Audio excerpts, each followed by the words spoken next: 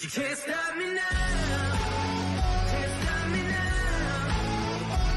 My feet have come too far for you to tie 'em to the ground. Can't stop me now. Can't stop me now. Set my sights on where I'm going at. They turn it back around. Can't stop me. Good evening and welcome to the Psych Coffee Shop. I'm Aeson Knight, and with me tonight is, of course, Techy with the mostest, Techy Joe. How are you, darling? Oh, doing pretty good. Doing pretty good. How are you? Oh, I'm going to be doing just fine, just fine. Hello, Miss Brenda, my inspiration for a lot of stuff. Yeah, she does send us a lot of articles and different things going on in the news. And different ideas, different ideas. Oh, yeah. And I'm getting to that. You guys will notice the ticker is now a little changed. Brenda kind of inspired me after my appearance on Drunken Divination. So and if you didn't catch that. Yeah. If you would like, you can always if the Cash App is now down there for you to buy us coffee. Absolutely. Absolutely. Go watch it. It was fun as heck. I hope to go back. I still have half a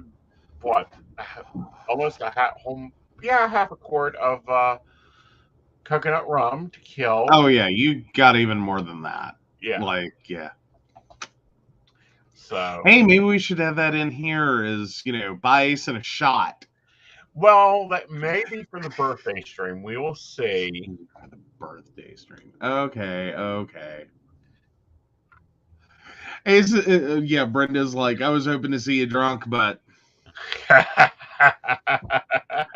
Yeah, he told me this idea to go do Drunken Divination. I was like, we don't have a budget for that. What am I supposed to do? Make you margaritas all night? That's the best weird. Well, that's the current weird psychic thing. Mm-hmm. By all rights and reality, when Aeson went off air, he should have been drunk. Shoulda. Wasn't. Not really, no. No. And Aeson has consulted his doctor on this one. And the doctor goes, I don't know.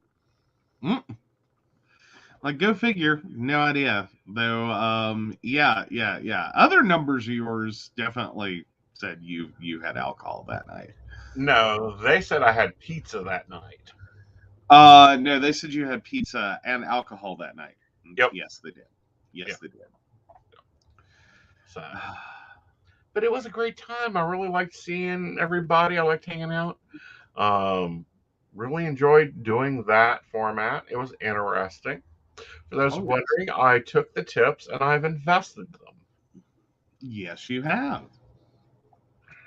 Because, Cash App lets you do some micro investing. Yeah. Gotta love it. And Brenda says, since my diabetes, it seems alcohol doesn't get me drunk even close to what it used to. It doesn't even get me close to even. It gets me tipsy, and that's only certain types of alcohol. That's why I got the coconut rum, thinking, okay, I used to drink coconut rum all the time. I think next time we're going to go with the alterity or evil plan. We will get me the cognac and the vodka, and I will have Russians to drink. Hey, there you go. Either that or just go with margaritas. Hit the tequila. Hit shots of tequila? Really, honey?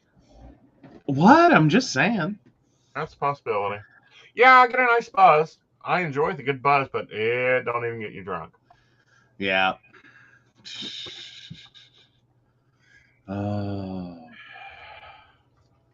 We hit one of Brenda's favorites. I'm not sure which, because you were talking about vodka, rum, vodka, cognac, White Russians, and tequila all at the same time. Yep. So one of those she really likes. Yeah. Oh, it's the Emily. Oh my gosh. Oh, Minimon is finally feeling better. I'm so glad he's feeling better. He's been deep in that cauldron for a while now. Yeah. Yeah. Oh, hopefully he can come home from the hospital soon. Poor little mini Mott. Yep. Poor little mini Mott. White Russians and tequila. I used to keep a 3-liter bottle of White Russians in my refrigerator for every day after I came home from nursing. Mm-hmm. Hmm. Yeah, that's a lot. Not really. I mean, it was like It's kind of a lot. It's kind of a lot. I done worse on Saturday nights. Well, there's that, but still. Oh, goodness. Which, by the way, if you do that, make sure that the 3-liter goes on its side. That way you can mix it well. Oh, well. Oh, my goodness. Oh, no. Yeah, so poor Mini Mott, perforated appendix that was wrapped around and behind his intestines. Mm. Poor little buddy. Oh. Like, usually it's my goal to make everyone who's, been really, really sick to laugh, but I don't think that's good for him right now. No. Like, Yeah. he's a bowl full of jello. Good question. Painful, glassy jello. Yep. Oof. Hey, Shannon. Yeah.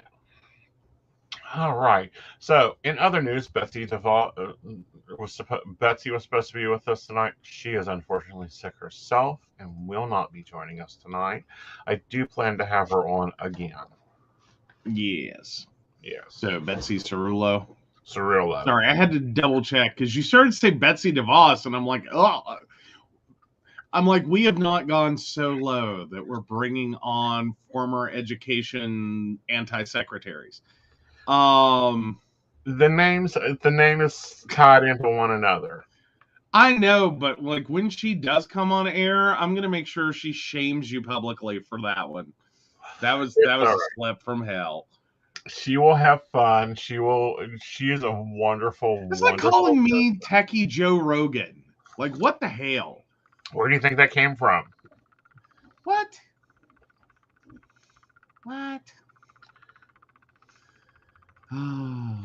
Okay, we cannot get a health bill in order.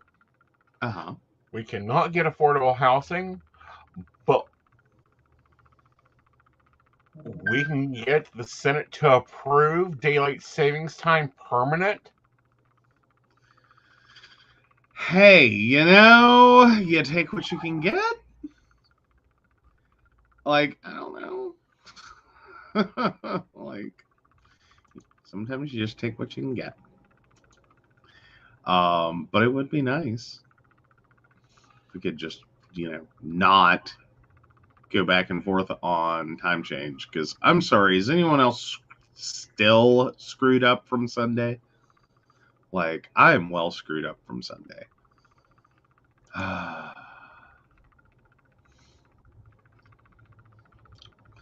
just saying. I mean, at least in West Virginia, we did defeat every anti-LGBTQ bill this session. We did survive that one. So, I mean, some progress. Yep. I mean, it's just an attack after one attack after another attack after another attack. Yeah, it does seem to be the current, like, at least general situation. Like, I don't know how else to put it. Like, it's a general situation. But yeah, kind of unfortunate. All right. It's really weird. We've got Texas down there, who's being their own little pain in the ass self. Governor Abbott Labbit, who needs put in a lab.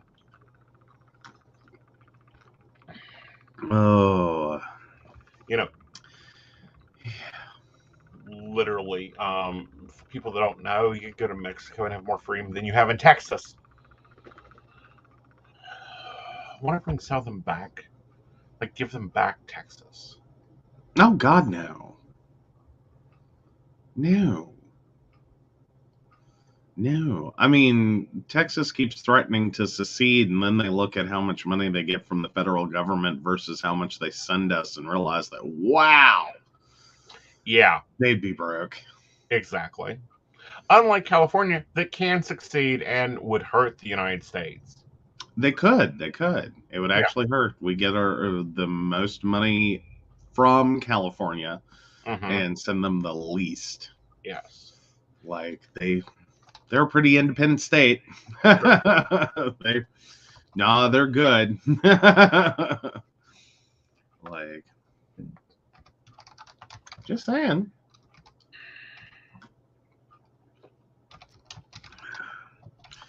Like, they may be headed to being their own little lost continent of Atlantis, but yeah, at least they'll be independently supporting while they create the bubble domes.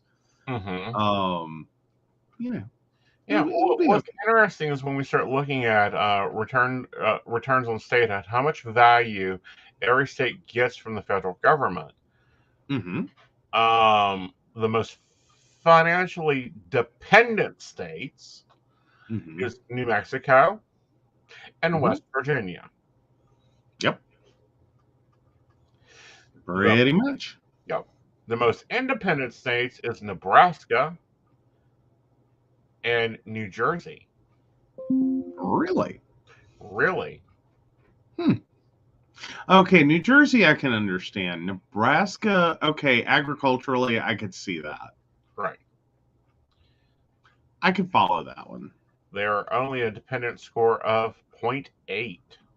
Comparative to West Virginia's 89.9%. Yep, pretty much. And New Mexico gets 100% dependency rate. How? God. Like, I'm sorry if you've been looking for, Reagan's welfare queen. Apparently, it's the entire state of New Mexico. Yeah. All right. Red states lead with federal dependency. 24.3% of Republican states are financially dependent on the government. 14.1% of the blue states are. It's generally where that works out. Like, and most of and basically it's going to follow the Bible Belt, mostly. Right. Like, it's going to be southern states versus northern states. Southern states are more dependent. Northern states are more independent. I mean, there's exceptions there, but generally speaking, like, you're going to find the majority here and the majority there. So, but yeah. Of course, Alabama takes the most of the child tax credit. Interesting. Interesting. That's a strange one. Well, I'm just looking at some of these breakdowns, like who is the most dependent, who basically is living off the government. Because you said California, its overall score on financial dependency is 8, and that is mainly its tax returns. Yeah, it's yeah. There's a lot of money in California. Yeah. Connecticut actually took the least in 2022, $4,000. What? Yeah. Like, what's the multiplier? No, that's how much they returned to the government, was $4,000 of 2022's aid.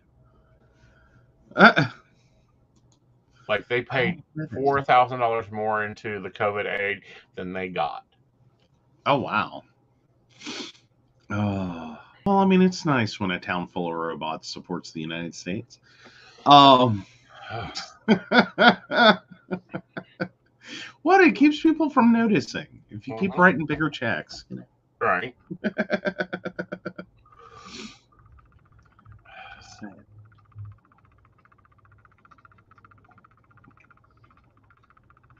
California only takes $12 per resident.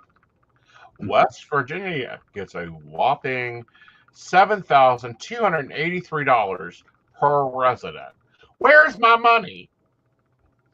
You'd think, right? Where's my money? I should be able to choose to put my money where I want to.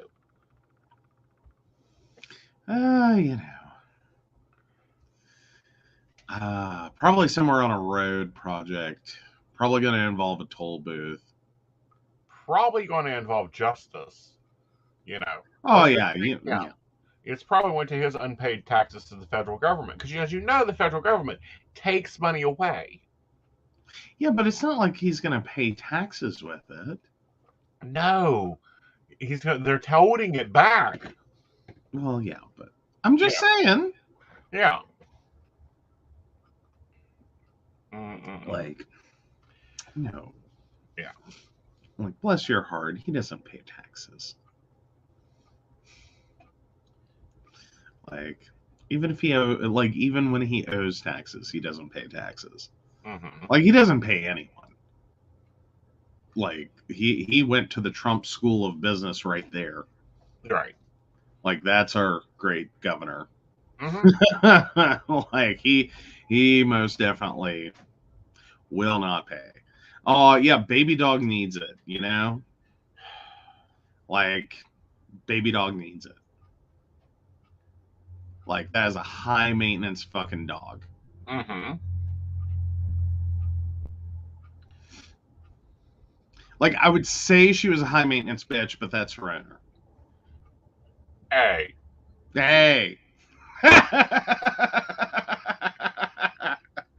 What? She ain't a high-maintenance bitch. They haven't took her to a damn salon. No, I was talking about her owner. I said. Anyway, that was, yeah. Mm-hmm. But yeah, no. Hi. It's Tuesday. Oh, wow. Tuesday. So the January 6th committee, Mm-hmm. let me get this sent over to you. This is interesting. Oh, fun. It was supposed to be bigger than what it was. Oh, I'm sure it was. I'm sure everything that can possibly have been done in this process to ensure that, as few people, or as many people, in that situation.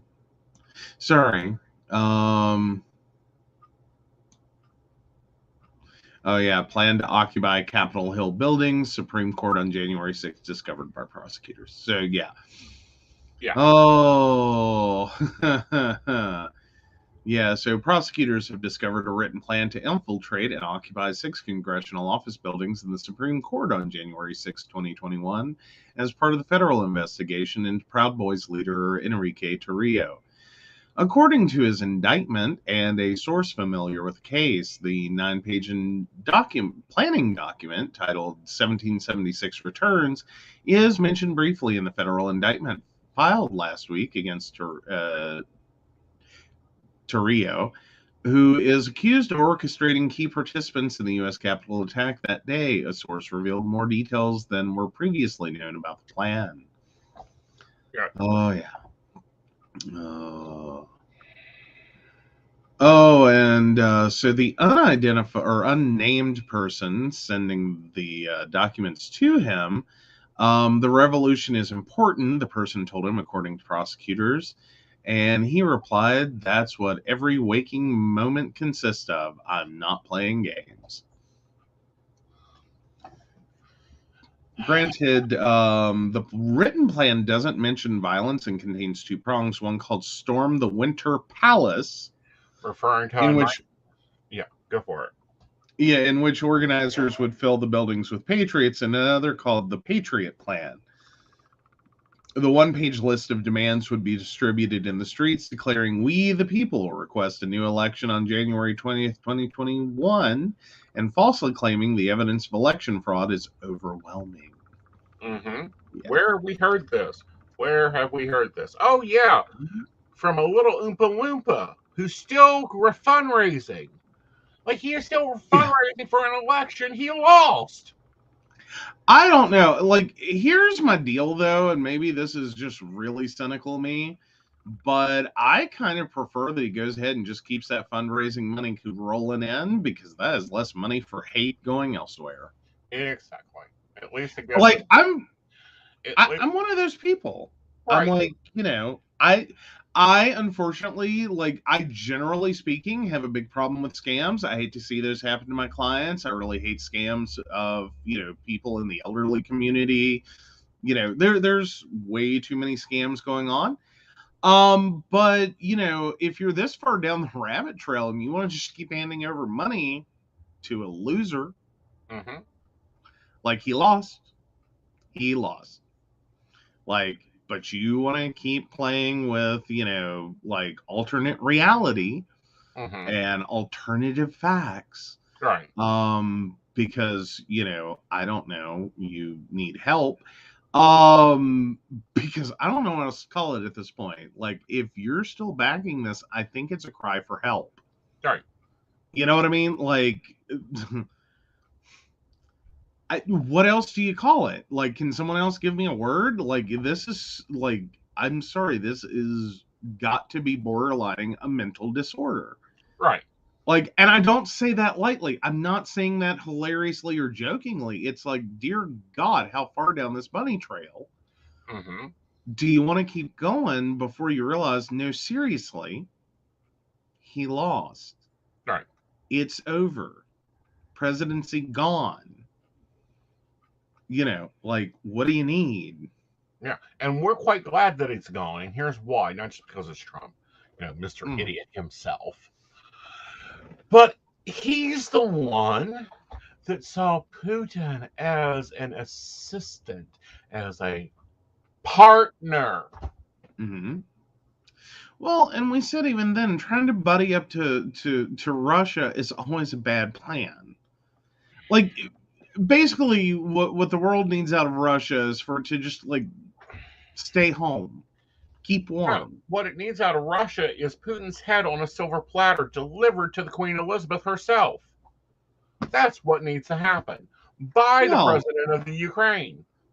That's what I would happily see. Well, now, but in general, like the general plan.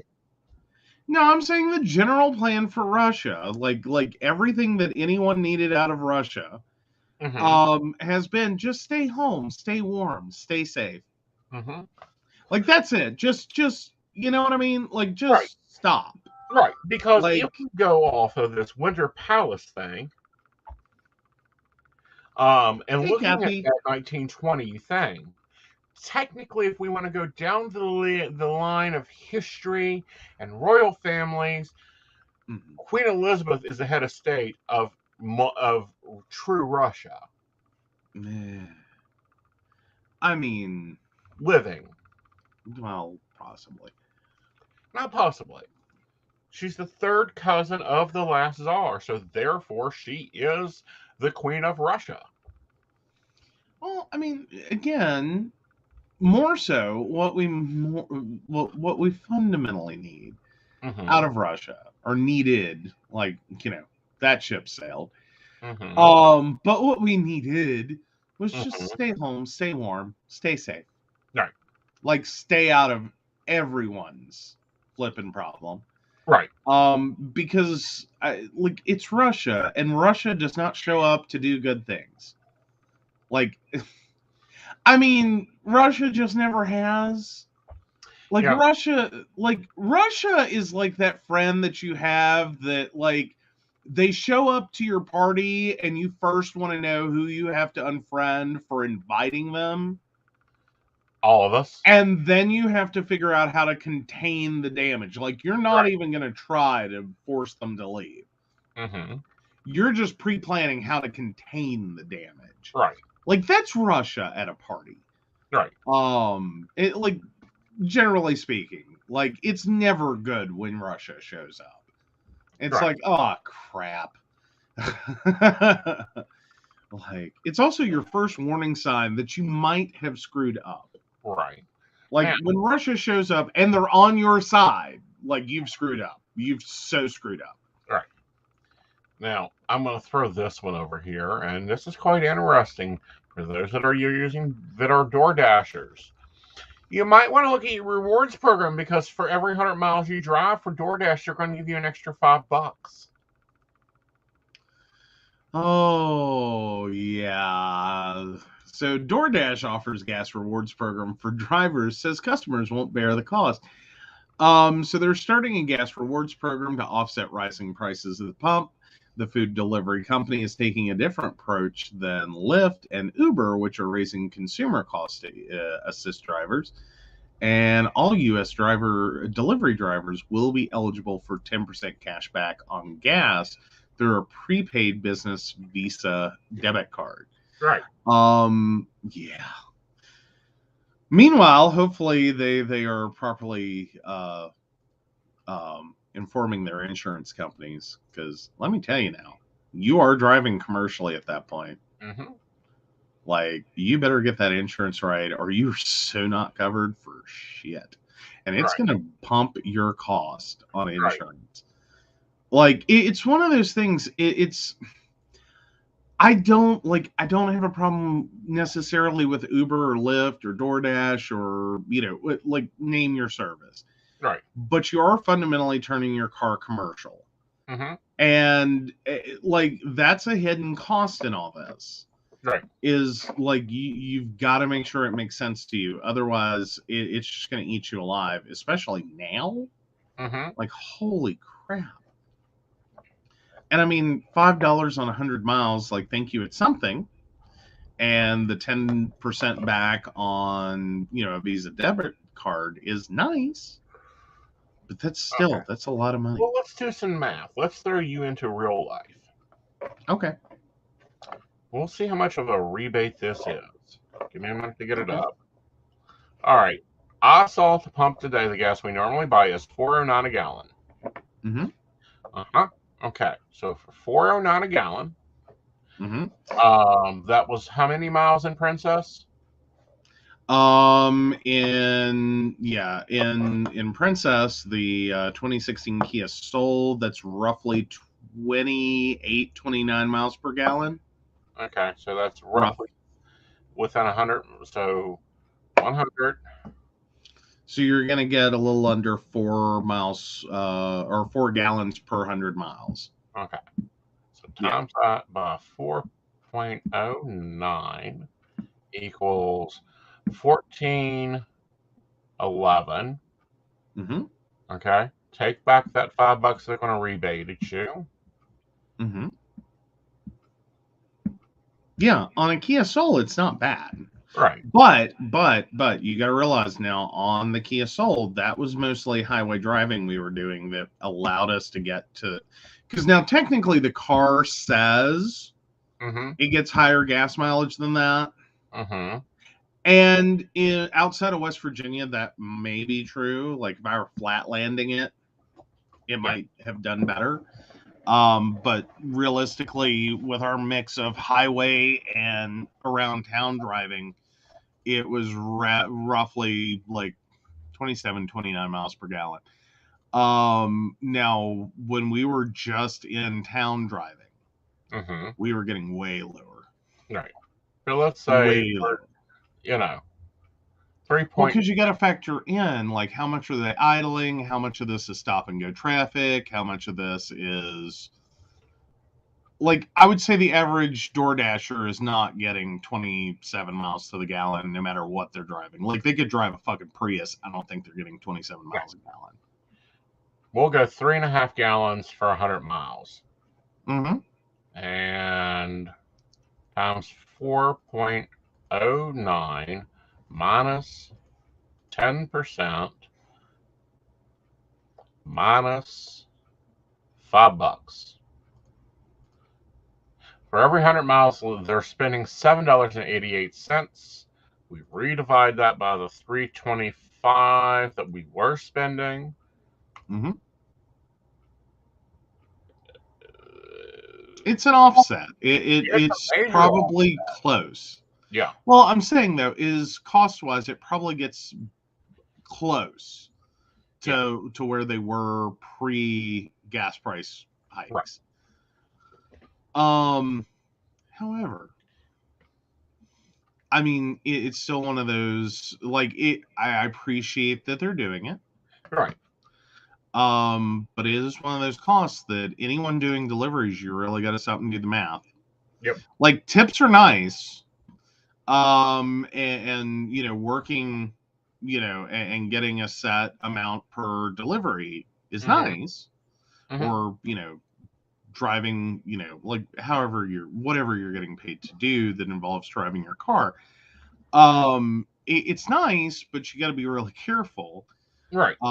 Because it can spiral out of control quickly. Right. But at the same time, it's almost it's when looking at it, it's about they're giving it back about half of what you're spending now for 100 miles. Yeah, potentially. Yeah. Again, assuming you have a vehicle getting decent gas mileage and you're not racking up a lot of like idle time. Right. And a lot of like stop and go traffic time and a lot of, you know, like all of it.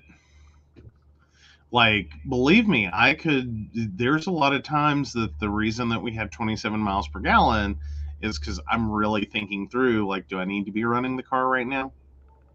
Right. I mean, do I need to, you know, like but you got to be really on top of it. And it's really easy when you're rushing around and you're waiting for people that are supposed to be there in a minute to think, why would I turn off the car? Right. You know. Right. And I'll just be a second. And there's a lot of it is debatable. A lot of it, however, is looking at them going, okay, they're going great.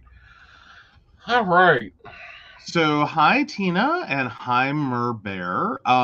Yes, Merbear, we do readings here on the show. You'll need to provide your name, date of birth, your date of birth, month, day, and year is what I'm trying to get out of my mouth, for lack of ability this evening.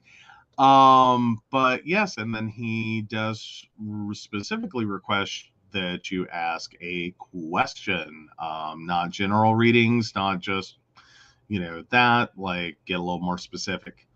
Yep. Love, finance, give us something to work with, because general readings take too long and you're not paying enough because we're doing them for free.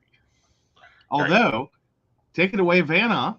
Although you can book an appointment with me at aesonknight.com. For that, plan for a 45-minute reading. That's not where I wanted you to go. Cash App, honey. Cash App. No, that is to buy us coffee. That is not to pay for readings. We are not doing readings by coffee. Oh, I'm so sorry. Okay, so there we go. Mediumship. Merbear, what do you want to know?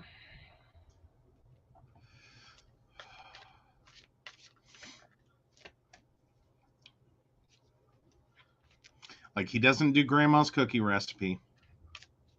No, because that's more of a three-way conversation. Like, can we go back to, like, what is the industry standard for being a highly proficient reader is in, what, the 80 percentile? 87 percentile is where you're supposed to be at to maintain your master psychic percentage. So, if you want to fuck around and find out for 87% what grandma's cookie recipe is. Hold still. She's finally got a question up here. Okay. Sorry, I was trying to fill air. Plus, I'm like, how screwed up would an 87% cookie recipe be? It could get wild. Don't start. I'm just saying, it could get wild. Read the question and the birth date. Let's get this on. Okay, so Meredith 12588 wants to know the regarding the death of their mom. Is she at peace? Yes, I do feel she's at peace. Why is she showing me a young man like I'm with this one?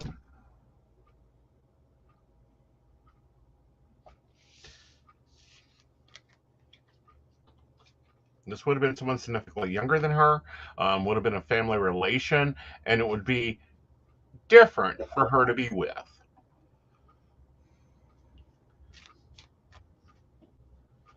Ah, there's a stepdad.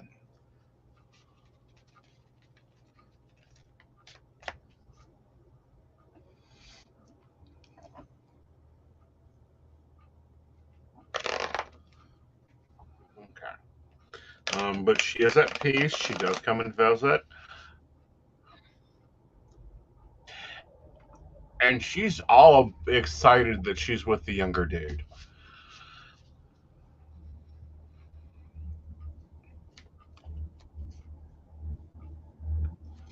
Ah, they were together for 27 years, but they are 12 years different Okay. in age. Okay. Okay. So yeah, she's with stepdad then. I also feel like she's happy. Finally, she throws in there.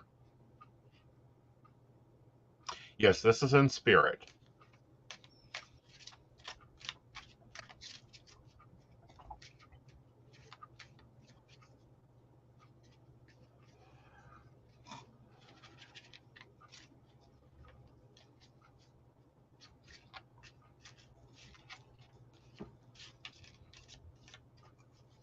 Dark hair, fairly tall, lean, an oval face, clean shaven, and I don't get any like insignias or uniforms, so I don't believe they served in service.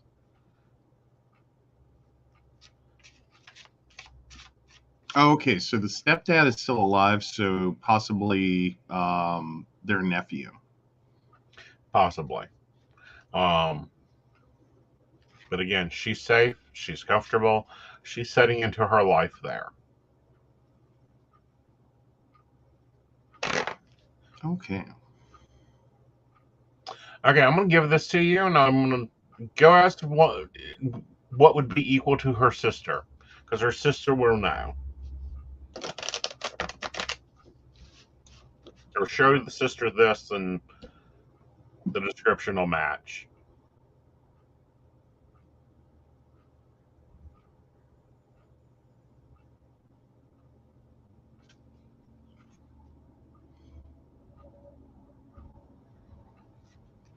Okay.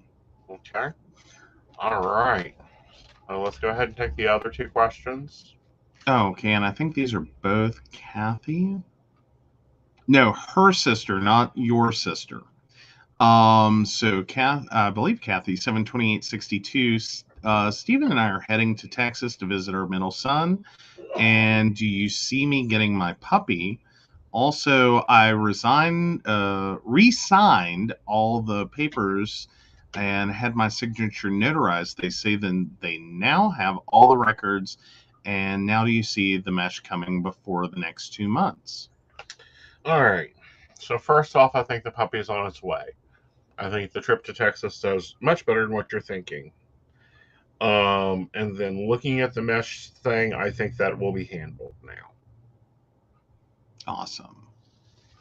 Okay.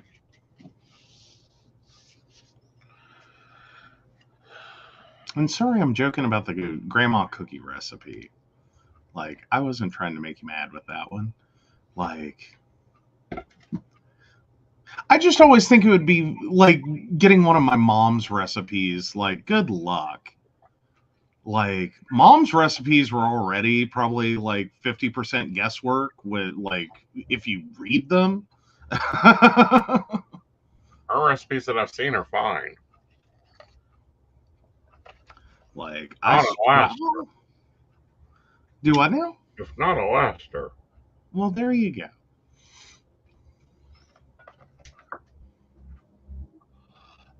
All right. So let's see what else made our news feed, shall we? Absolutely.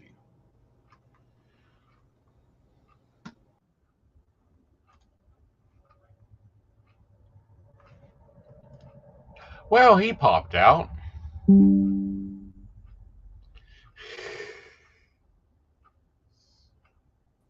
Sorry, guys. I hit the button on the side of my mouse while I was coming over. That's fine. They're having no issues different with streaming to Facebook. I know, right?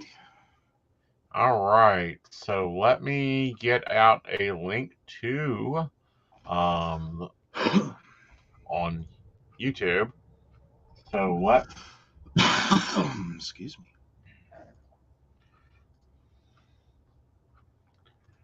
All right. Go find us a news story while I'm doing this. Guys, I'm sorry. We're dealing with multiple technical difficulties at the same time. Oh, no. Alrighty.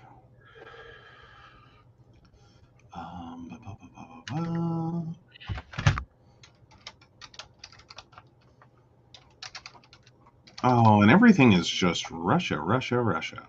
You're right. Why other places are passing bills that, control, I don't know, atopic pregnancies. Oh, no. Like, that is just horrible news. So let's see. I'm trying to see what is absolutely awesome in the news right now. Oh, come on. Not the sports ball. Like the amount of heterosexuality that my newsfeed thinks I have. Like, it's all war and football. Oh, here we go. So, cargo ship stuck in Maryland's Chesapeake Bay presenting Coast Guard logistical challenge. The vessel ran aground Sunday after leaving Baltimore, the Coast Guard said. A loaded 1,095-foot cargo ship remained stuck Tuesday morning in Maryland's Chesapeake Bay, presenting Coast Guard officials with what they described as a logistical challenge to free the vessel without polluting the environment. The container vessel, named Ever Forward, ran aground Sunday night after leaving Baltimore. And let's see, moving on down the ship is stuck in about 23 feet of water, but is not blocking traffic in the bay's deepwater channel. So they're looking to try to get it safely towed off, and checking all the boxes on the ship. And currently no one was injured and no pollution has been detected as a result of the mishap. And was headed to Norfolk, Virginia. Is believed to be owned by Evergreen Marine Corp, noting the company's name on the side of the vessel, which is based in Taiwan, and is also the owner of a cargo ship, Ever Given, which got stuck in Egypt's Suez Canal in March 2021, blocking the world famous. What is up with this company and not being able, like, you're drunk. They aren't navigating. They aren't able to navigate. That's all it is. Oh, God. I mean, you do it once and it's like, wow, that's really bad. You do it twice, you keep doing it. Yeah, well, that's when you look at it and go, I think you got an issue here. You've got an issue in general. All right. Like, try harder, guys. Try harder. We broke it. We will be taking a short break to deal with some technical stuff, and we'll be right back. Awesome.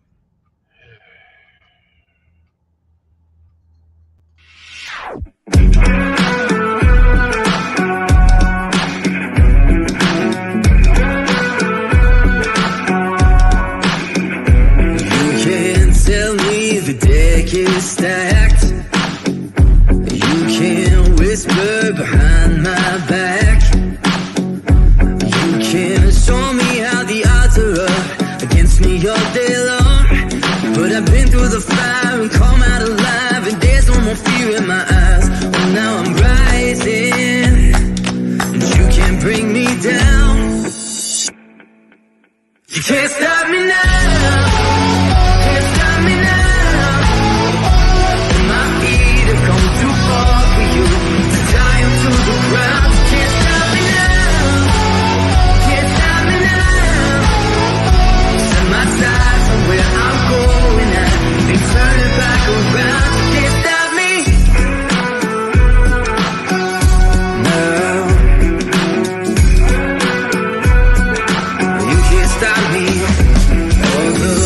Sweat, sacrifice.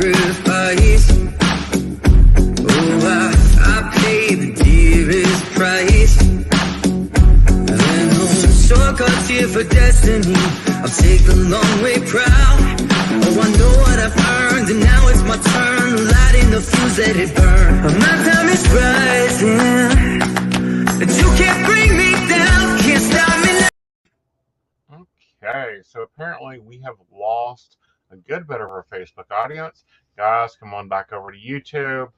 They're having a technical issue, and my camera's blurry. Guys, we're trying. You know? We're trying, guys. Some nights, like, we're here. The podcast will be amazing. Yeah, you know, this is one of those ones that's like, maybe it's a good one I didn't have guests on tonight. Hey, you know, sometimes it all works out. And honestly, after, like, because you got to realize we also ended up having storms for that wasn't Friday, was it? Or that was Friday? That was Friday, yeah. Yeah. And I think the only thought both of us had that night was just stay online, just stay online, just make it through the show, just stay online, just stay online. Right. So we got what we wanted. Now we're paying for it. Right. So, yeah. So we apparently a lot of information and a lot of things going on with jobs and job markets changing and genders, wage gap. Applicants are saying that the salary needs to be posted. Absolutely.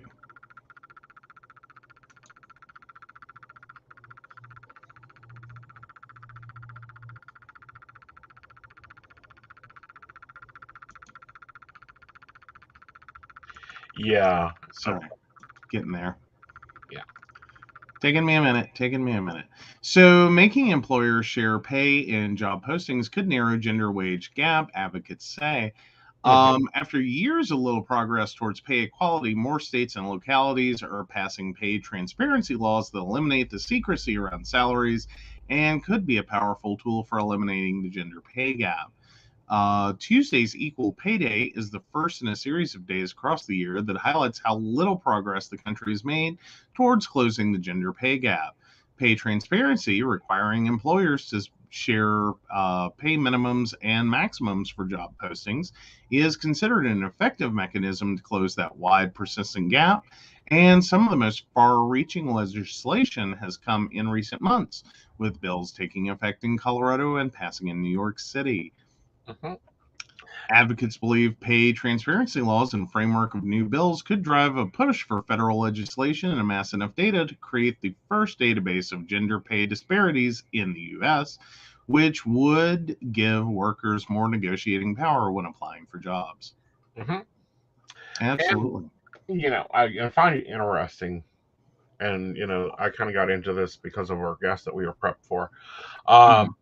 But it's very interesting now that people are looking at work from home and taking work from home over normal employment. Oh, yeah. Oh, and I think in a lot of situations, because it does become a more level playing field, even if it isn't the most, like, we still have this belief that if you're working from home, you know, these are, and sometimes they are, lesser paying jobs to start with, because honestly, companies and employees can negotiate a little bit. You don't have the same expenses of one, having an employee come into the office every day, and as an employee to come into an office every day. Like, you do drop some expenses there. Right. But honestly, if you also look at gig employment, which is another form of work from home in many instances, that in and of itself tends to be more, you know, contract based, and it's like, look, this is our budget for what we'll pay for someone to do it. Just do the thing. Right.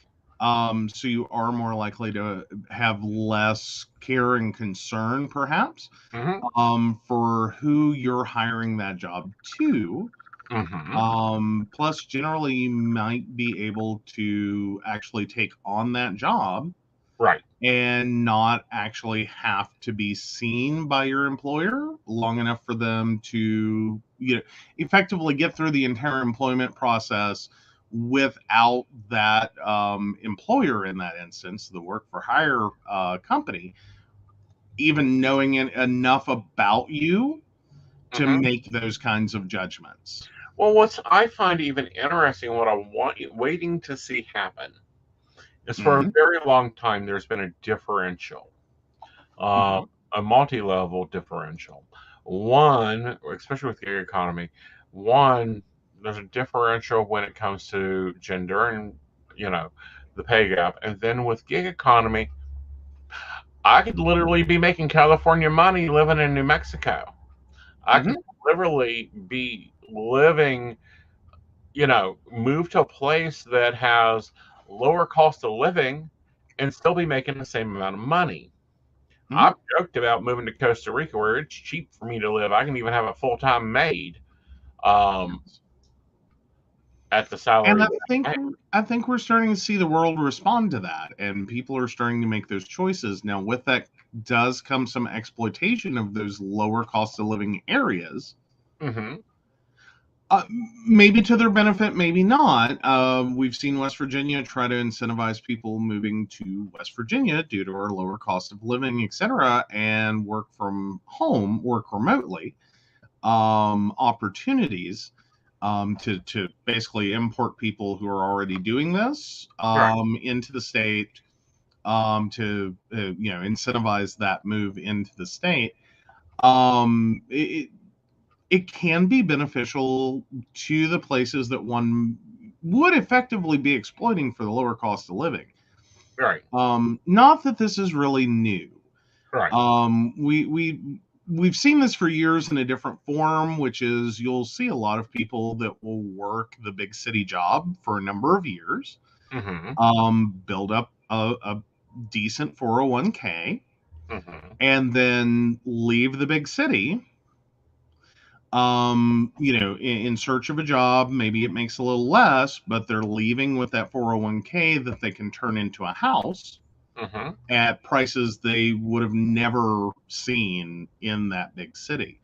Right. I know that was a big comment that we always got when I was in North Carolina, is that, you would run into a lot of New Yorkers. Right. Who really love North Carolina because this idea of $100,000, $200,000, $300,000 home is just mind-blowing to them. It's an order of magnitude. Right. Like, New York, it's really hard to own something that costs less than $1 million. Right. That's anywhere near any metropolitan area.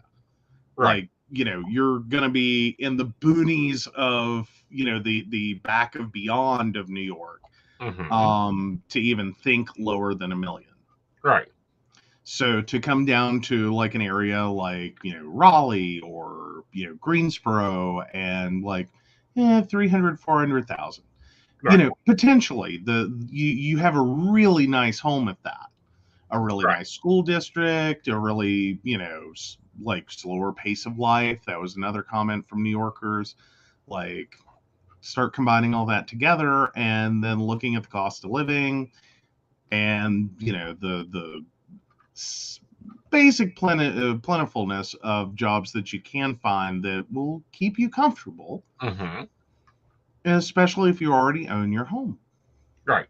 Like, it really does offset a lot of the, so to speak, disadvantages of, moving out of that big city area. Yeah, and not only that, but it's much more of a slower pace, a happier situation. Yeah, there are some things. Well, I mean, you do give up some things when you leave the big city. It's kind of like we were having the discussion on Friday.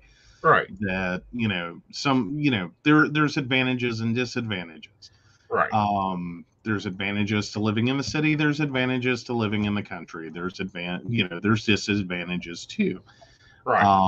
So you have to kind of make those trade-offs. Right. And a lot of people do, just at different stages in their life. Right. Now, this next story we're going up to here is one that we dealt with, and we had a problem, and I actually had to go meet with a banker over it. Oh, wow. So Vimeo is telling creators to suddenly pay thousands of dollars or leave the platform. Popular Patreon creators are being hit with unexpected Vimeo price hikes as Vimeo shifts corporate strategy. So Lois van Barl, a digital artist based in the Netherlands, joined Vimeo 13 years ago as a student studying animation, back when it was still an indie creator platform. When Van Barl started making subscriber-only Patreon content in 2020, Vimeo seemed like the best option for hosting her videos. Patreon itself didn't offer video hosting, and YouTube didn't have the same features to protect her work. Where have we run into this before? Like controlling where her videos could be embedded. Right. I was already paying $200 a year, which I think is pretty expensive, said Van Barl says. But I thought, well, it's a quality platform. She's uploaded 110 subscriber-only videos so far, and each one only gets around 150 views on average. Her most viewed video has around 815 views. So the notice Vimeo sent Van Barl on March 11th shocked her. Her bandwidth usage was within the top 1% of Vimeo users, the company said, and if she wanted to keep hosting her content on the site, she'd need to upgrade to a custom plan. Her quoted price, $3,500 a year. She was given 1 week to upgrade her content, decrease her bandwidth usage, or leave Vimeo. Right. Yeah. And so kind of floored. She says, I've never had it where a platform reached out to me and was like, pay up or get off our platform. But she's far from alone in her experience. Several Patreon creators have received the same message from Vimeo in recent months, causing a tailspin of confusion and panic over potentially losing their video work. The ultimatums to indie video creators come as Vimeo is shifting focus towards large corporate clients, leaving longtime Vimeo users to scramble for an alternative. So, yeah, and effectively that's what's happened to a lot of people. Vimeo was kind of a sleeper service for a while. Right. And I don't even know, like, it was the perfect platform, though. Right. Or, like, I need somewhere that has very protected content. As in, I need this video to not, like, screw YouTube. YouTube will pull your video and throw it in the algorithm. They don't care when, where, how, and why. Like, you cannot protect a video on YouTube ever. Right. Like, there's, like, we've tried. Right. You cannot have a hidden video. Right. It doesn't work. It will come up in search results somewhere. So Vimeo is a great platform because they did have fairly unlimited storage, or fairly open storage policies, for you to be able to put up a large, well done, like YouTube equivalent video and have that very much blocked in. Like, you could share it with the rest of the platform. You could very much close it down. And in doing so, you could very much control who saw it, when, where, why, and how. So that's where a lot of creators have been with that platform. But then they just kind of showed up and went, yeah, not what we're doing anymore. And it was very awkward. Like it was this moment of like, you've got to be joking. Like, what do you mean they want more money? Like, because you had to pay basically to have that protected content. Right. If I remember right, there was a free choice there. No, there never was. Okay. There's never. This is one that charged us literally. They were charging us $48 a month. To like it was supposed to be yearly, $48 a year. No problem. $48 a year will handle my class videos. It'll handle my Patreon videos. We can rock that. Yeah, that's like, okay, you lose to, like, whatever classes you teach this year, you're going to lose at least 2, or almost 2 of the enrollments. Right. Like, and that's how we talk about stuff here. Like, he can come to me with any amount of money, and I immediately turn it into, okay, is this a class or is this an appointment? Okay, then, your classes run X dollars and your appointments run this much for 15 minutes. So, can you pay for it in 2 bookings? Mm-hmm. Can you pay for it in 2 30-minute bookings? Like, and is that per month, per year, per week? Like, what's our time scale? Because that's seriously how I think about it. Right. Is, it's not really about the total cost as much as what's the benefit to you, to your business, and then what's that cost turn into per what period, and how, like, what do you got to sell to get it? Right. Like, if you're talking about 5 appointments a week, right. I'm going to sit here and look at you and go, it better do something amazing. Mm-hmm. You know what I mean? Like, that's a lot of appointments there. Right. Like, you need to, like, triple some appointments is what would have to happen. Right. Like, if it's, it's going to cost you 5 appointments a week, it better triple your appointments. Mm-hmm. Because, that's a lot of appointments. No, not only that, but we talk, by minute. Something's Mm-hmm. going to cost me 20 minutes. That type Mm-hmm. of thing. And it's packaging and that type of thing. But no, for a while there, we were going to host our own classes, and I'm waiting for a Patreon, because Patreon is releasing its own video hosting platform. Oh, wow. I guess they finally figured out that, like, a lot of people are getting screwed right now, so let's come up with something to fill the gap. Well, not only that, but Patreon's creators are saying, fuck this. I will go set up a pay site myself. Well, exactly. Though, then again, if you're going to do video in bed, like, hosting for that is one thing I will talk about with Mystic that is a real sore spot. Right. Is finding a host with reasonable cost to do hosted video. Right. That is a real nightmare. Right. Because a lot of your hosting providers, like, when you start talking about streaming video, you're talking about money. Right. Like, otherwise you're going to take a website performance hit from hell. Well, and I like Amuse. We use Amuse currently for private videos, and I like them. I really do. Like, I wouldn't mind upgrading that package there. But no. So some videos will have an expiration date. We won't be holding them there. Oh, apparently, so yeah, we can't make it on those appointments. Better get that poll out.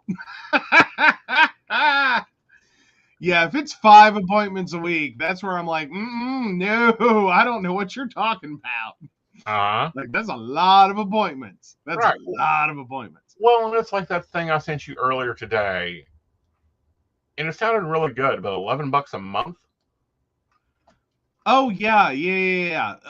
So yeah, basically it's a service that instead of creating your own website, we'll host a page on our web, like, not Mystic, but the service is like, they'll host a web page for you that you just go fill it out the way they want you to, and then they'll link to all your other stuff. Like, wow, doesn't this sound like Facebook?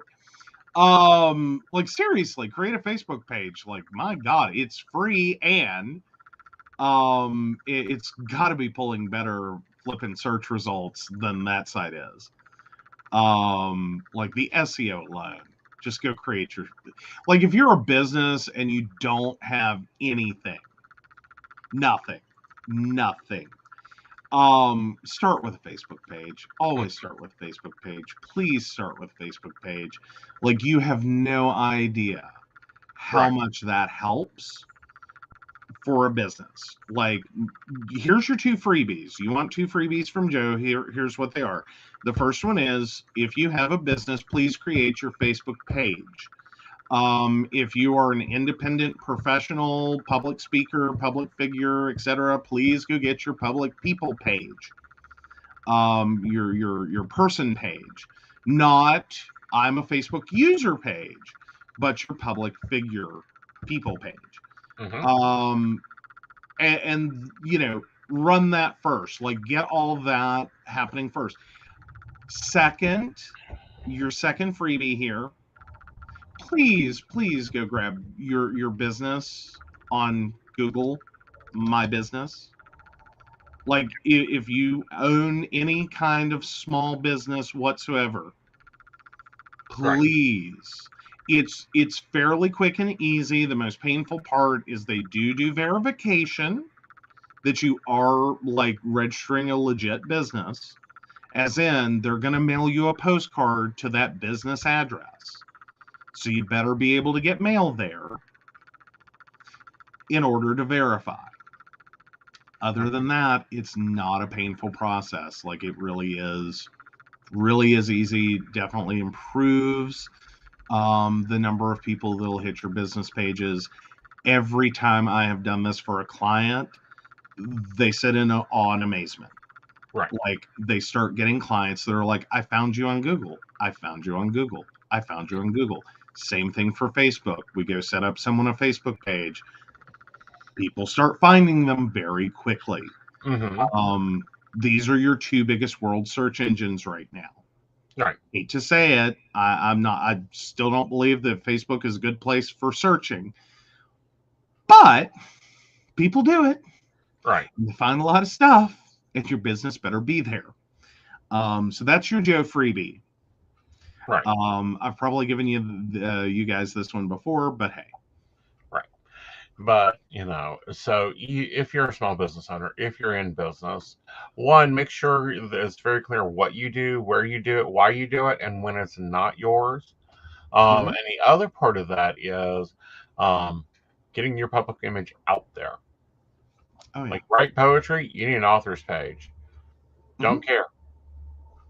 Only publish. And not just the one on not just the one on Amazon, okay? Yeah. Like, that's a good page. That's a good starter. Don't get me wrong. If you're publishing your stuff, if you are self-publishing with Amazon, right, that writer page is important, and you need to put a lot of effort in that. Now take that and go over to Facebook with it. Yeah. And then, you know, like, be smart about it. Like, you know, Amazon is a great place to look for books, but you need to start interacting with people, because people are the ones that read books. Right. And so your author page is going to do a lot for you. Right. You know, sometimes it's a lot of like people just going, oh my God, I love your book so much. When's the next one come out? Where can I get it? Right. When is it going to be out? Right. You know, what events are you interested in doing? You know, here's a thing that's happening. Exactly. It's a big part of it. Right. Like, you got to tell people you exist. Yeah.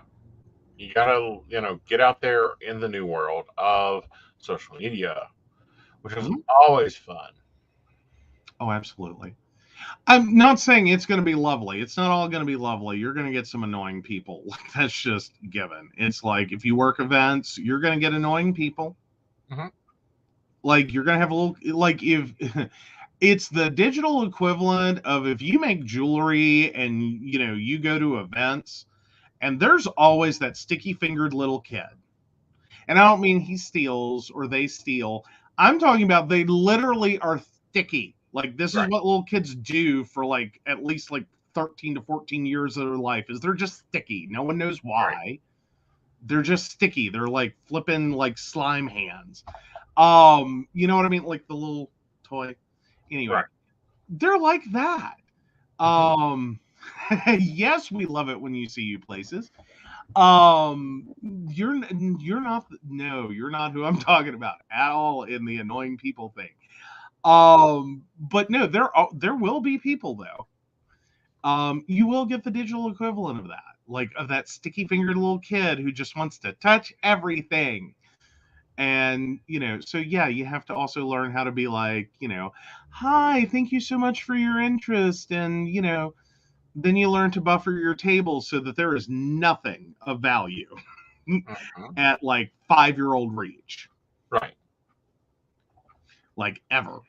Like, like, no. Anything of great value gets put to the middle of the table where the small child does not have enough arm. Mostly. Right. Unless they climb up on the table. And you do get those kids too. Right.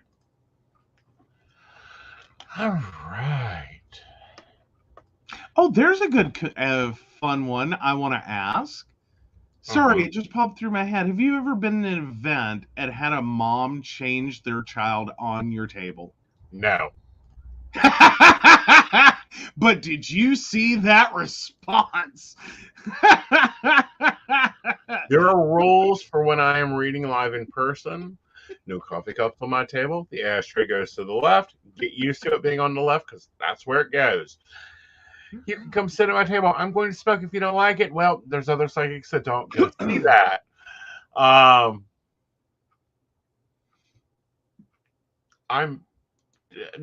very picky, because I've had too many decks ruined. And I don't know if I do live events again. I think that everyone's going to have to use the handy wipes first before touching my cards. Because finally we have a deck that's made it a year, guys. A year. Oh. Yeah. Like, that's actually a notable thing, because I think you're replacing decks once a quarter? Yeah. Like, the best you did was over winter? Yeah. Like, typically it was one more right before, like, the big event, the big Halloween event, like Hell Weekend. And then those cards typically lasted till spring, and then it was like, yeah. Like, as in it got through spring, and then right there, like a couple of weeks before summer, it was like, I need a new deck now. Right. Which is usually how he says that. Just decided, like, I need a new deck now. Like, it's never really. I've noticed that though, when you replace decks, like, call it what you will, spirit cards, the tarot, like, it doesn't give you adequate warning. No. It's just like, no, now. Right. Replace me now. Right. One of my cards has gone missing. I'm not going to work for you. You need another deck in, or you have an appointment in 15 minutes. Type thing. All right. So they have the final report is done on Bob Saget. We will not know the results of the report because, of course, yesterday a judge ordered for it to be sealed, which is fine for privacy. An autopsy conducted following day by medical examiner Josh Steffens found a fracture at the base of Mr. Saget's skull, evidence of bleeding around the brain, and decoration transferring force that blocked the orbital bone in the front of the skull. We don't know exactly what his cause of death was. We don't know if that was pre or post. And the families asked for privacy. I don't know. What do you think this will do to the viewpoint? Oh, I miss that there was a controversy around this. Oh yeah. Like, I did, but because I thought this was one of those he got sick and died at home moments. Like, no, he died in a hotel. Really? Yeah. Yeah. But this is the second sealing that we've recently seen. Wendy Williams' case with Wells Fargo has also been sealed. They're not even showing the documents on any way to access the documents, to even see what the names of the documents are that was filed. Wow. Understandably, on the banking one, I totally get that. And I guess possibly on the, so where was he? Where was he when he passed? Big touristy destination? Florida. Yeah, in Orlando, Florida. Oh God, yeah. No, they want that sealed. I'd say that's mostly the hotel or resort he was staying at is like seal that shit now. Yeah. Oh yeah, Ritz-Carlton. Yeah, they're gonna seal that shit quick. Right.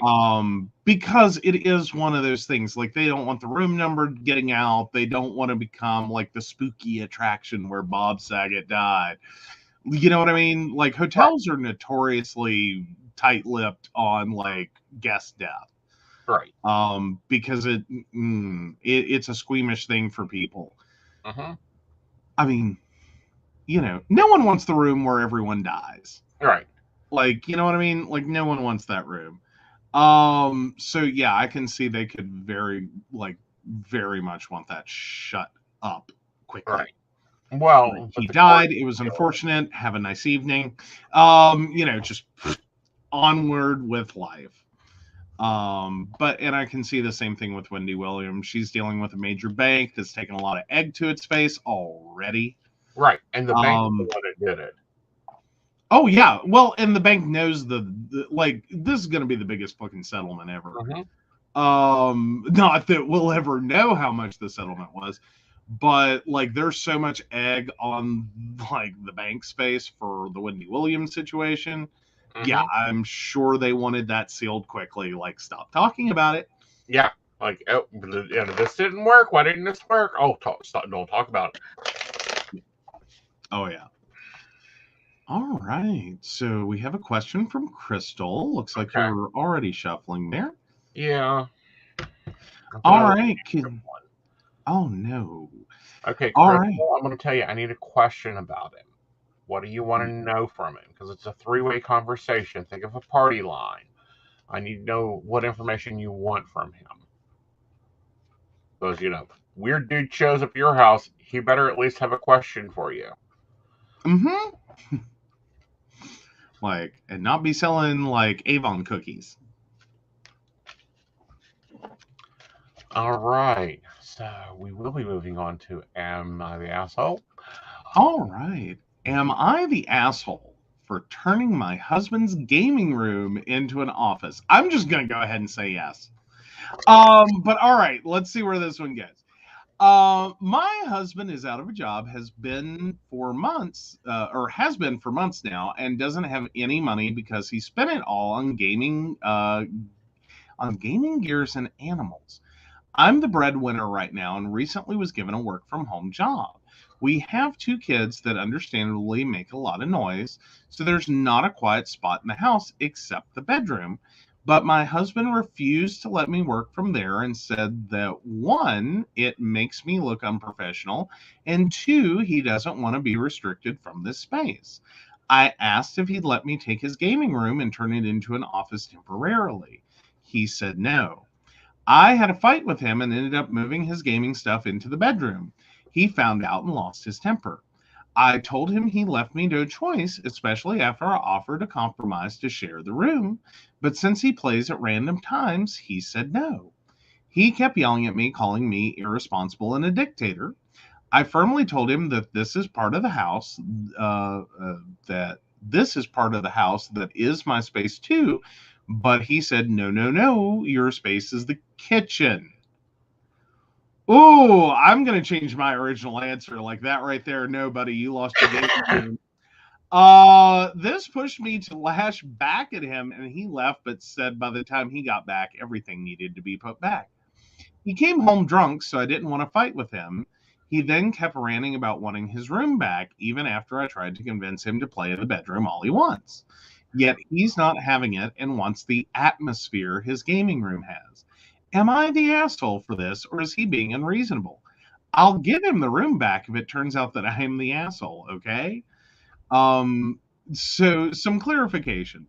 A, when he said my space is the kitchen, I think what he meant is that I control everything there from decoration to appliances, and I spend more time there compared to him. He used to contribute in a lot of things when he had a job. He used to pay for the kids' needs and handle bills and groceries while I handled other things. He makes sure to remind me about how much he used to do every day and tends to bring it up in every argument. He's not happy with losing his job, but circumstances are uncontrollable. Everyone's shitty here. That's where I'm at. Nope. He is the asshole. business and keeping food on the table takes precedence over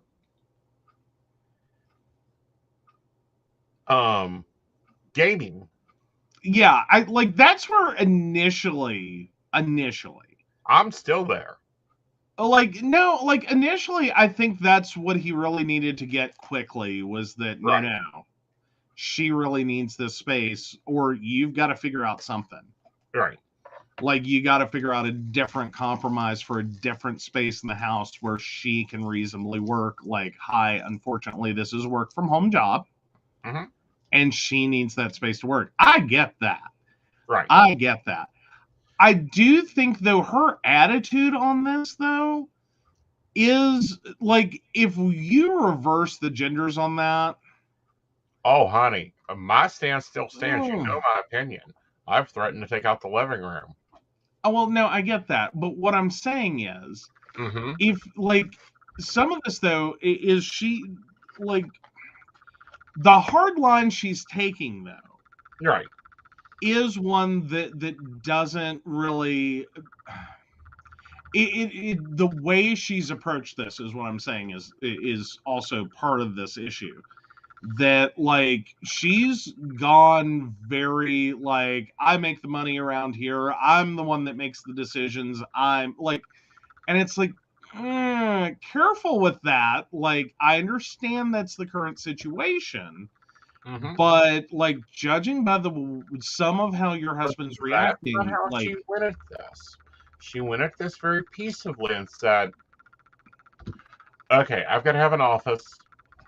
I have to have an office space. I can put it in the bedroom. No, I don't want it in the bedroom. I want to be able to sleep when I want to and don't be interrupted by your meetings.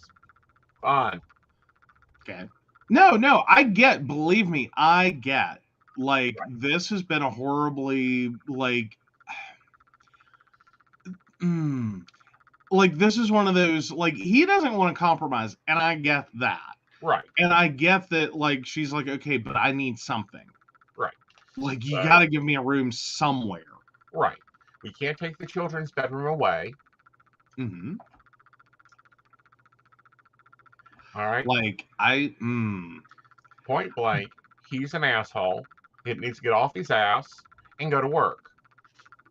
No, I'm there with, like, the whole concept of, you know, yeah, this is problematic. What I'm getting at, though, is, like, he seemed to be really stuck in this idea of having it all. Right. You know what I mean?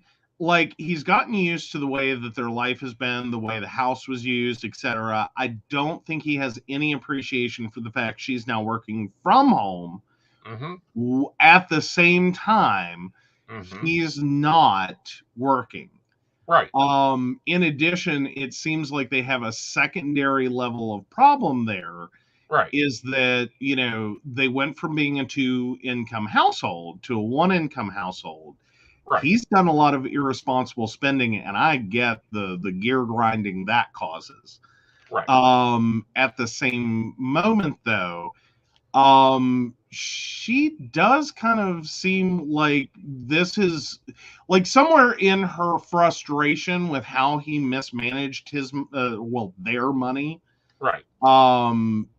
She seems like she's gotten, and probably for the best for everyone involved to some degree, right, very, like, responsibility laden. Right. At the same time, I think that's also, like, feeding part of the argument. Is it's like, it's my, like, she seems really borderline on, it's my house, it's my money, they're my kids, they're, you know, just get the fuck out. Is well, where she sounds like at one part of this, but the other problem with this is she needs a workspace. He has a space. They have an addition. They have the space for the office, but he didn't want to share not it. for and his gaming room. Right. Yeah. I like what I keep getting back to is I feel like at some point there was a legitimate conversation about creating this gaming room. Right. In which, you know, like, I keep feeling like there was a legit conversation where he got so to speak, permission. Mm-hmm. Like they made an agreement for him to have the space for a gaming room, and then the situation changed. Right. You know what I mean? Like, you don't just go do all this. Right. Like, generally speaking, like, I would be hard pressed if if I were working full time, blah, blah, blah, blah, blah, and I draw my last paycheck to go to the bank, pull every dime out, Uh-huh. dump it into a gaming room, and be like, surprise, honey. Uh-huh. I took, the X percentage of our income that I've been earning, and I no longer have that. And also, I've remodeled an entire room in the house for my gaming. Right. Like, I don't think that's where that conversation Right. started. So I feel like he's like, you see what I'm saying there? Is like, there was a very specific conversation. There had to have been. Right. About that room. But I also understand her side of this. Is it's like, well, what the hell else am I supposed to do? Right. Like, I'm stuck. Like, I need an office somewhere in this damn house. Right. And we've gone Where do I through put it? somewhat of this situation. Mm-hmm. Pardon? We went through this situation when we started sharing houses. Fair. Yes, we did. Good. Well, yeah, because in Princeton, it was also figuring out where you could work and not have interruption, not have issues, not have, Right. bad internet and all these other things, and Right. be comfortable and have a legit desk, because Right. that was the thing for me, was like, no, you're not doing a coffee table setup or whatever. And then vice versa, when I moved up here, it took a little while to find a final, and not that I even call it final at this point, but at least a semi-permanent space, Right. for my office to be in. Right. And it is a very much here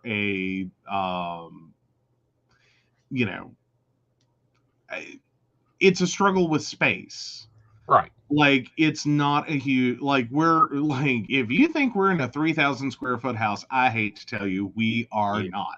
No, we're in a Divide that number almost in half. No, divided in triple, honey. It's 97 square foot. Oh, divide in third. No, we're bigger than 900. No, we are not. We are 97 square feet. 900 square feet. Yeah. And, this is obviously a spare room that he has took over and moved his gaming stuff in. Why this gaming shit isn't being took to the living room where it belongs is beyond me. Oh, yeah. Well, see, now that's where I'm questioning it. I don't know that he has a problem with cutting her off from the kids. I think he's legit straight up having like this duality. Like, he wants it, like I've kind of said before, I feel like he just wants it all. Like, Right. He wants to keep his space, but he wants her to look professional. He doesn't want her in the bedroom. Right. You know what I mean? Like, he has to get up at a real time and, so she can go to work. Mm-hmm. I mean, we've even rented me a hotel room separate at times, or gotten a suite at times when we knew that I was going to be working a lot on a trip. Right. Well, yeah, and we almost always look for a hotel room. One, all of the hotels we stay at pretty much have a business set up. Right. Of some sort, desk, like decent desk, chair, good Right. internet. And that works both ways, because if I have a client that calls me and needs remote support, yeah, I can't be sitting here going, well, I'm in, the middle of nowhere. Right. And let me hook up this modem, mm-hmm. and I'll dial right in. Like, no, dial-up and me do not get along. Like, I can't remote support anything on dial-up. Like, at this point. But didn't she say he spent all his savings on his video games? Yeah. So he very well could have just taken over a room because the kids screaming, wanting to play with the games was too much. I would like, this is probably me going like, here's a benefit of the doubt situation is like, yeah, he went out and spent all this on, gaming gear. And I kind of get that. Like, a lot of people have that reaction to losing employment is they immediately need a hobby. Right. Like, or they go invest heavily in a hobby. So I kind of understand that. Right. On the other hand, like, I don't necessarily feel like she was mad about the room in the beginning. Like, she didn't, like, it was not a problem in the beginning. Right. So I'm kind of having, hey, Ashley, I'm kind of having this moment where I feel like they had like, and I hate to use this phrase, I'm going to use it anyway because you'll instantly know what I mean.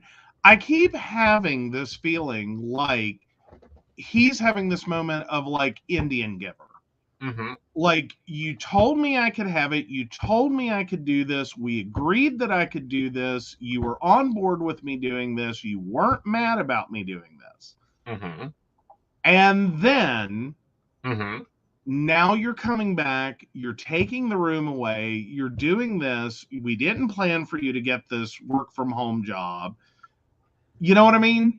Right. But, and this could all be solved with probably 4 sheets of drywall and 8 2x4. Basically. I'm sure there is like, there's probably some options here. But he's not wanting to do the options. Because for 2 years, we shared a, what was it, 13 by 17 foot space. It was the living room, my office, and your office. Well, like, I used that front room a little bit, but it was not my full-time office. Right. Like, I could do some work out there, and that way, it wasn't like you're on one side of the house, I'm on the other side of the house. Right. Like, we were young, it was new. Right. But no, we did get a fair amount of stuff done. But right. I had a whole separate office that was, a converted bedroom. Yeah. That I had set up like a while back. Right. And yeah, like, I would have been really hard pressed though to get, like, thrown out of there. Right. Because I did a lot of things to make that office happen. Like, there was a lot that went into that office space. All of which said, depending upon what here's the other point that I get into is depending upon the age of the kids.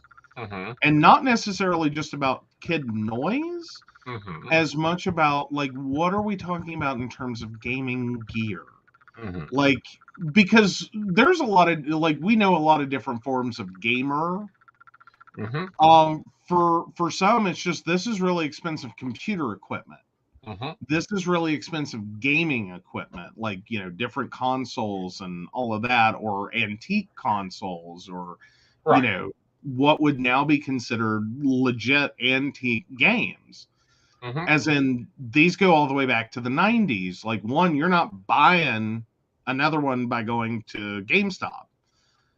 Like, not quickly, easily, some of the titles may be very collectible. Right. We could also be talking about tabletop gaming. Mm-hmm. We could be talking about a number of forms of gaming gear, and I'm a little on that one. Right. As well, because some of the stuff, it's like, no, you really don't want this around kids if he's dumped that much money into it. No, you want it up on eBay or your local GameStop. You want your cash out of it. Technically, it was a horrible moment to go spend the money, and I get that. And I don't know if this is also a situation where this didn't seem like it was going to be this long. Right. Like, granted, we're still he's been out, or he's without a job and has been for months. Mm-hmm. Like, what are we talking about? 4 months, 6 months, 12 months, 24 months? Well, enough for her to go and change positions and jobs. Fair enough. Fair enough. And for But him, no, it I, becomes noticeable that she has to be the breadwinner. well, again, I think the bigger malfunction here is I don't think this had a long-term plan from the beginning. Right. Not his employment situation. I don't think that had a long-term plan. Like, I think it was like everyone. I honestly want to feel like this is like one of those pandemic unemployment nightmares. Right. Sorry, I used the panini word. But I like, you know what I mean? Like everyone thought it was just going to be a couple of weeks, maybe a month, maybe a couple of months. Mm-hmm. And then we're Right. all sitting here going, oh my God, it's been over a year. Right. It's been like 2 years. It's been almost 3. You know Right. what I mean? Like, is it ever going to end? I feel like that's sort of where like this is one of those growing uncertainty problems where Right. you didn't have a plan for a long-term thing, Mm-hmm. and then it became a long-term thing, and then now everyone's tempers are flaring Right. because nothing is what anyone thought it would be. Exactly. And I think it's one of those moments both need to just step back and go, okay, we got to work this out Mm-hmm. like mature adults, because I think the kids could have handled this situation better. Oh, I think they could. As a matter of fact, I really think in general, she's dealing with another child. I'm not saying she's being childish per se. Dealing with another child. I know what you're saying. I hear the words you're saying, honey. Uh-huh. What I'm saying is I do think she, temper wise, her frustration has grown to a point. Mhm. She's not really interested in listening anymore. No. Which Because now it's I'm the not family calling her childish. I'm or just stupid games. Family income trumps. He's an asshole and a baby. Give him a bottle, change his diaper, and hand him divorce papers. alrighty. All right, so let's take on these couple of questions here for Crystal. Okay. Oh, let me get there. All right, so Crystal 122684, can you connect to my father-in-law, please? He passed in October. When will I hear back from a job I'm going for? What messages is he Hold leaving still. for? Okay, sorry. I feel you hear back from this job in about 3 weeks. You take the job. It'll be a good job for you. It is going to take about a month to settle in. When we start looking at the father-in-law, there's a lot of love there. There's a lot of, keeping things together. I get keys, so that's opening new things. He thinks the child is absolutely brilliant. A lot of proudness there. I'm getting yellow roses, so that's a lot of happiness coming towards for the child and the family.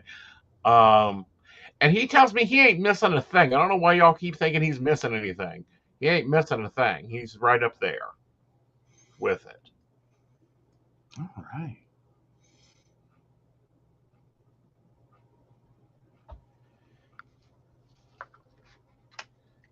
Oh, going to Brenda's comment on the am I the asshole? I don't think she's handled it badly. His stuff could be in the yard. Fair Or enough. at the pawn shop. Fair enough. It's just I going don't back to know. buy a desk and chair and office supplies. Yeah. All right. So Ashley has a question. Mm-hmm. All right, Ashley, 82696. Given my housing situation has changed drastically, what do you see happening for my home? Oh, I think it's coming for a circle. I think it'll be you got new money coming in there. So I think the new home's going to be here very soon. I think that it will probably be towards the fall. You're very welcome, Crystal. All right. Alrighty, guys. It has been a decently good show. It has, even with the technical difficulties, and I think we got them resolved. Yeah, Like your camera stayed in focus. We were streaming back on all the services. there are services that I've disconnected during the break. Oh, okay. Well, yeah. Yeah, that's the fun things that'll be going on. We may have to switch to totally check Messenger. Okay. Yes. So.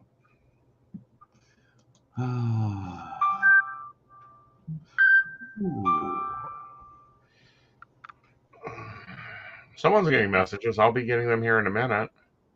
Yeah, well, yeah. You're getting them too. I just don't think they're coming through yet. Ooh. Ashley, I would challenge that, but I feel like that you'll be perfectly fine. You'll be taking a new place. Awesome. Crystal, not in this crazy market. I'd wait until at least April of next year before I'd even start looking.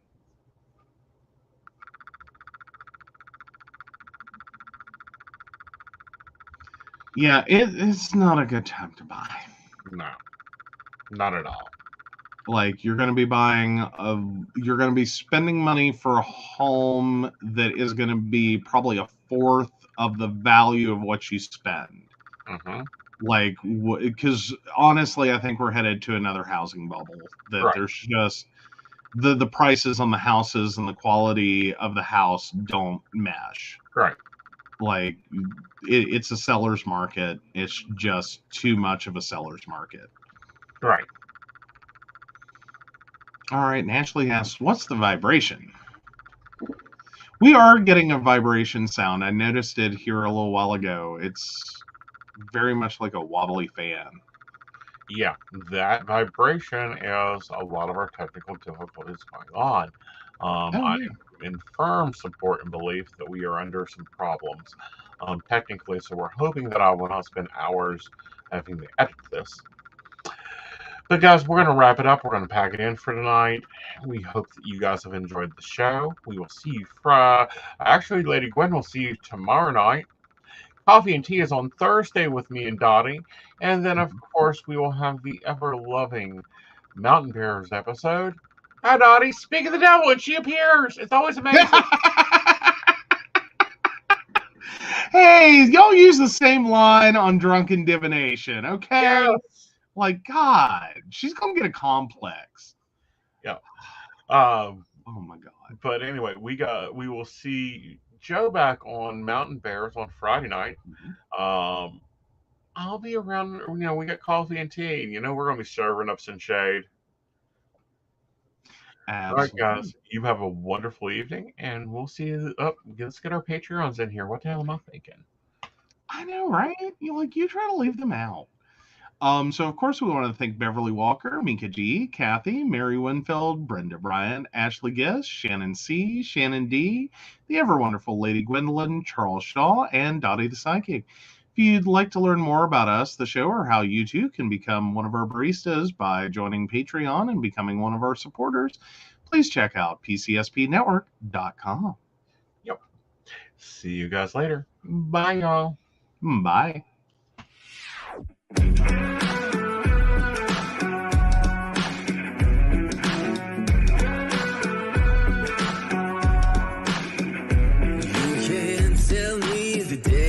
Stacked. You can whisper behind my back. You can show me how the odds are up against me all day long.